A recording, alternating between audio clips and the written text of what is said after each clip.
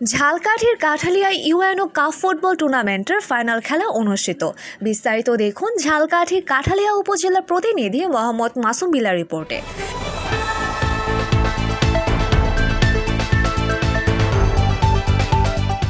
ঝালকাঠির কাঠালিয়ায় UNO cup football টুর্নামেন্টের final খেলা অনুষ্ঠিত হয়েছে। শনিবার বিকেলে কাঠালিয়া উপজেলা পরিষদ মাঠে ফাইনাল খেলা অনুষ্ঠিত হয়। খেলায় কাঠালিয়া সদর একাদশ বনাম ভান্ডারিয়া একাদশ 60 মিনিটের খেলায় কোনো দল গোল করতে না পারায় ট্রাইব্রেকারে কাঠালিয়া সদর একাদশ 3-1 গোলে ভান্ডারিয়া একাদশকে হারায়।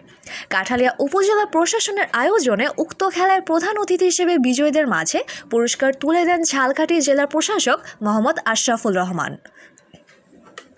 উপজেলা নির্বাহী অফিসার জহিরুল ইসলামের সভাপতিত্বে অন্যদের মধ্যে উপস্থিত ছিলেন ঝালকাঠি পুলিশ সুপার উজ্জ্বল কুমার রায়, অতিরিক্ত জেলা প্রশাসক মোহাম্মদ রুহুল আমিন, ভান্ডারিয়া উপজেলা নির্বাহী অফিসার ইয়াসিন আরাফাত রানা, কাঠালিয়া উপজেলার সহকারী কমিশনার ভূমি সঞ্জয় দাস, কাঠালিয়া থানা অফিসার ইনচার্জ মং চেনলা সহ আরও অনেকে।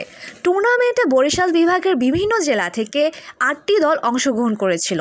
খেলা দেখতে মাঠের চারপাশে হাজার হাজার সংখ্যক দর্শক অংশগ্রহণ করেন।